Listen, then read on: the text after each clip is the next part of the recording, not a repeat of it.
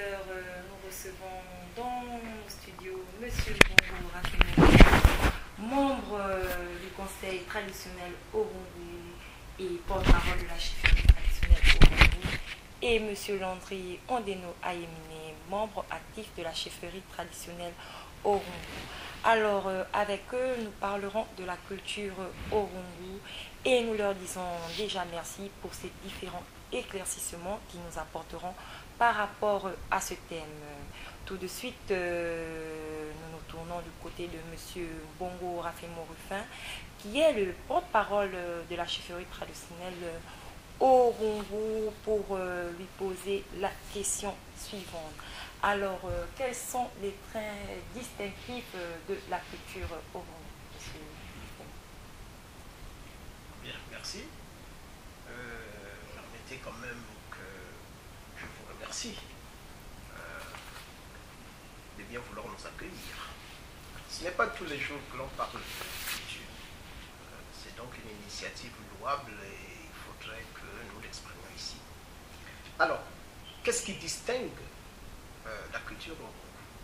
Si nous parlons de traits distinctifs, il va de soi que c'est par rapport à d'autres cultures. Et puisque nous sommes dans le cadre national du Gabon, qu'est-ce qui distingue la culture Orungu des autres cultures gabonaises? Bon, on pourrait considérer comme ça d'emblée que pas grand-chose. Pourquoi? Parce que l'histoire nous enseigne que tous les peuples proviennent au Gabon pratiquement d'une même source, notamment les peuples bantous du sud du Gabon. Alors, ce qui fait que le berceau culturel étant le même, les cultures de Orungu ne se distinguent pas fondamentalement des cultures Kunu, Missir, Soro, Pourri ou autres. Bien. Cependant, l'histoire aussi a fait en sorte que, détaché de ce berceau culturel depuis pratiquement 6 siècles, les Orungu sont parvenus au contact d'autres cultures, à se forger une culture dont on peut apprécier les traits distinctifs. Par quoi se manifeste-t-il? Il y a déjà une langue, l'acquisition d'une langue qui est tout à fait particulière et que l'on appelle les Rungwani. Il y a des valeurs sociales, traditionnelles qui ont été forgées au contact donc de cet environnement et de ces peuples, notamment les peuples pygmées que les Orungu ont trouvés dans leur pays d'émigration. Il y a, à part donc les Rungwani, cette langue magnifique, hein, comme toutes les langues d'ailleurs du Gabon, il y a aussi des traits de culture en rapport avec les arts, les danses, les rites, les croyances, et finalement toute l'expression de vie, toute expression de vie que l'on peut considérer comme caractéristique. Maintenant, dans le détail, par quoi se manifesteraient ces traits? Au niveau déjà du caractère, si l'on est parti du bassin culturel originel dans le sud, c'est parce que nous poursuivions, les Orungu poursuivaient un certain idéal, un idéal de lumière. Ils venaient vers l'ouest pour espérer y coucher avec le soleil. Ça veut dire donc un idéal de conquête à la fois d'espace et de liberté. C'est ce qui a fait que le caractère de l'homme Orungu a été trempé justement par cet environnement particulier, cette ouverture vers des horizons toujours plus lumineux. Alors, il va de soi que cet environnement qui, selon les croyances, était habité par ou des génies ou des entités plus ou moins divines, c'est selon. Alors on fait que les Orungu ont tissé là également un ensemble de rites, mélangeant les rites originels du milieu sud avec ces différentes croyances qu'ils trouvaient là. Parce que quand ils arrivent, l'environnement dans lequel ils viennent n'est pas vierge d'humanité. Hein. Il y a donc certains clans Mpongwe très avancés qui sont dans le secteur, notamment les Ajumba. Il y a les pygmées qui sont là. Et la particularité des Orungu, notamment certains clans, les clans Agenje et les clans Abouya, sont parvenus justement à fédérer, à vivre avec les pygmées, et comme cela, la culture Orungu est bien empreinte justement de la culture pygmée. C'est quoi? C'est certaines connaissances de l'environnement, certains arts traditionnels, certaines danses, notamment la danse Ivanga, les Lubuti, les Konjo, et bien d'autres techniques. Voilà. Alors, Monsieur Rafemo, vous nous avez dit tout à l'heure que les Orungu ont trouvé d'autres peuples en venant sur l'île Manji. Alors nous, on aimerait savoir, pensez-vous que la culture Orungu a influencé les populations vivant à Port-Gentil, et si oui, continue-t-elle de le faire aujourd'hui? Bon, il va de soi que, au départ, lorsque effectivement les Orungu, alors appelés à l'époque Ombeke, arrivent à peu près dans l'intérieur du delta, je vous disais tout tantôt qu'ils ont trouvé là des peuplades de pygmées. Ce sont eux qui ont été influencés d'abord par les pygmées, parce que ce sont les pygmées qui les conduisent. Une partie par l'intérieur des terres, donc en partant des Nyunga et traversant donc Ompinda-Luango, Akiri jusqu'à Mbilaper, et de l'autre sous la conduite d'un autre pygmée, Benje, du clan des Avanji, suivre donc la rivière et prendre pied sur l'île Manji. Donc l'île Manji pour Chantilly et la pointe Igézé, donc au Cap Lopez, où ils vont fonder un autre village. Donc ce sont eux qui ont été d'abord influencés par ces peuples-là. Ensuite, lorsque les Orungu s'établissent donc dans la zone de Mbilapé, ils fondent véritablement leur village sous la conduite de leur premier chef, Ngoyombe, que l'histoire n'a pas retenu. Alors, ils sont là, les Adjumba sont déjà à l'entrée du delta, donc dans la zone dite Izambé. Donc, quand vous traversez là, vous avez Apomandé, vous avez Songatanga. Mais d'Apomandé, vous avez à côté, vous avez Izambé, entre Rumbaru ou en face. Donc, il y a les Adjumba qui sont déjà là. Et ce sont les Adjumba qui les initient véritablement, notamment aux techniques de la navigation, à la sculpture des pirogues. Donc, ce sont les Orungu qui sont d'abord influencés par cela. Et progressivement, parce que ce positionnement dure pratiquement un siècle, et c'est au cours de ces siècles qu'ils changent de langue, qu'ils adoptent la langue que les Adjumba parlent, parce qu'ils y envoient leurs enfants pour l'apprentissage de certains métiers, cette langue qui deviendra donc, par le jeu de l'histoire, donc les Lungwani. Donc ce sont eux qui sont d'abord influencés. Mais ils ont des traits particuliers justement de conquérants qui font que très rapidement, par le biais de certaines guerres, il faut le dire, ils évacuent un peu tout cela et puis ils occupent l'espace. Au bout d'un moment, les Mpongwe qui sont bien plus au nord, ils établissent donc des relations d'échange avec ces Mpongwe. Et donc les influences se poursuivent. Dans le même temps, à peu près à la même période, les Portugais prennent pied aussi au niveau de l'île Manji, du Cap Lopez et certains autres explorateurs. Donc il y a d'abord, dans un premier temps, ils sont influencés par les Pygmées, ensuite par les Adjumba, les Mpongwe. Ils sont ensuite influencés par les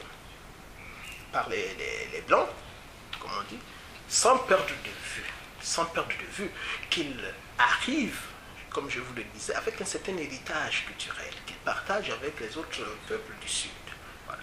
Mais progressivement installés là, avec Donc tout ce qui se fait, notamment la traite des négrières dans laquelle finalement ils vont malheureusement, et c'est triste pour l'histoire, mais c'est la réalité, dans laquelle ils vont exceller, eh bien ils commencent maintenant à influencer considérablement tous les peuples de l'intérieur.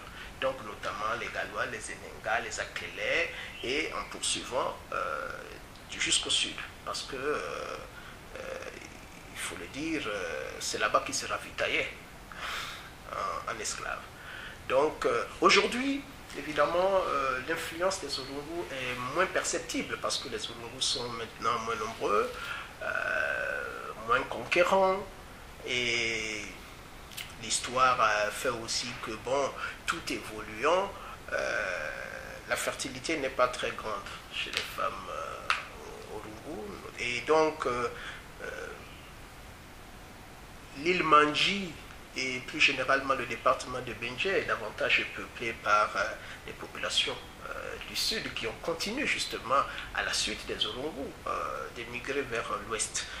Et donc aujourd'hui, le contexte est tel qu'il est difficile de savoir si les Olungu continuent d'influencer. Mais ils ont quand même leur personnalité propre. Je crois que dans quelque environnement qu'ils se trouvent, on sait que ce sont toujours des personnalités assez fortes et assez marquées culturellement. Voilà, fidèles auditeurs, vous êtes bien en compagnie de l'émission L'heure de ma culture. Et sachez que la culture Orungu est très vaste. Et là maintenant, nous nous retournons du côté de Monsieur Landry Ondeno Ayamine, qui est un membre actif de la chefferie traditionnelle Orungu. Et là, nous allons lui poser cette question. Alors, Monsieur Landry Ondeno Ayamine, dites-nous, en quelles circonstances retrouve-t-on le symbole qu'est la couleur blanche chez les Orungu? Bien, merci madame. Comme vous l'avez si bien dit, la couleur blanche, lorsqu'on parle de couleur, on s'attaque tout simplement au symbole. Et donc, dans quelles circonstances trouve-t-on la couleur blanche chez le peuple Orungu? Les Orungu, vous trouverez la couleur blanche chez les Orungu lors des cérémonies. Et cérémonies traditionnelles, lors des rites initiatiques, par exemple, nous avons certains rites comme par exemple la danse Agombe, les Imbouiri. Vous verrez également que lorsque nos femmes dansent au Djembe, vous verrez qu'elles sont habillées en blanc.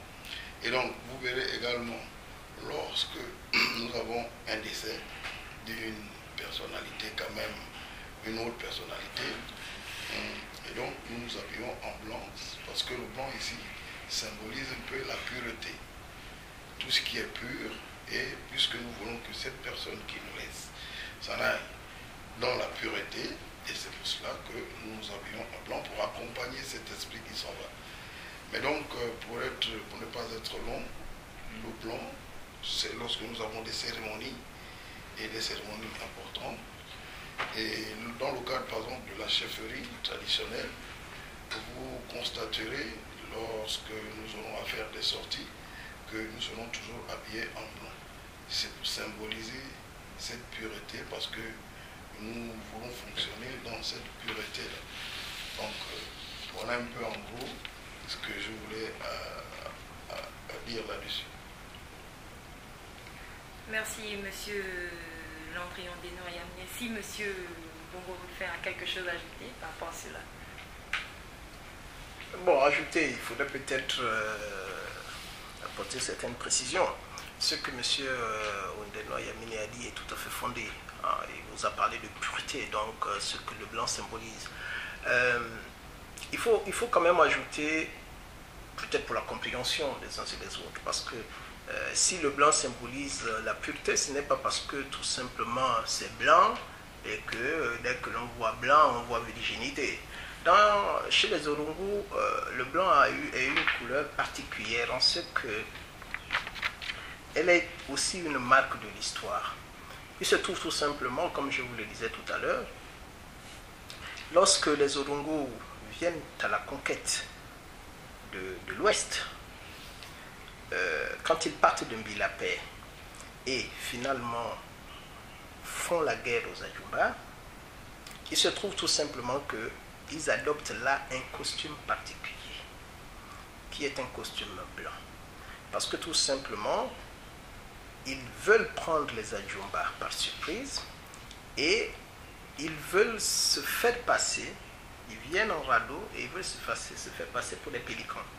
Donc ils prennent tout à fait la couleur blanche, ils sont tout à fait blancs, ont des plumes partout, tout à fait, ils sont tout blancs. Donc quand ils arrivent en face d'Izambé, qui est la capitale à l'époque donc des Adjumba, et là à cette époque il y a le roi Repeke, donc qui est à la tête des Adjumba, lorsqu'ils arrivent là, ils échouent leur radeau sur un banc de sable qu'on appelle Tombognoli, et là les Adjumba regardent et admirent. Mais qu'est-ce qu'ils admirent? Ils admirent finalement ce banc d'oiseaux, parce que pour eux, ce sont des oiseaux tout blancs. Et l'effet de surprise est là, justement. À partir de ce moment, le blanc est adopté comme aussi une couleur de conquête. C'est un aspect particulier. Mais la pureté y est attachée, fortement attachée, parce que le blanc, il ne faut pas perdre de vue que lorsque l'on meurt, la seule chose qui demeure, c'est le blanc. Lorsque l'on est dépouillé de sa chair, il ne reste plus que le blanc. Or, la mort purifie tout. Donc, la symbolique du blanc vient de ce que, quand on est mort, il n'y a plus que la couleur blanche qui reste. Vous me comprenez, j'espère. Je ne peux pas aller au-delà, mais ça veut dire que lorsque l'on meurt, il n'y a plus que son squelette et le squelette est blanc. Et du coup, cette blancheur devient symbole de pureté. Pureté, ça veut dire purifier de tout ce qui est impur, tout ce qui est quelque tâche que ce soit.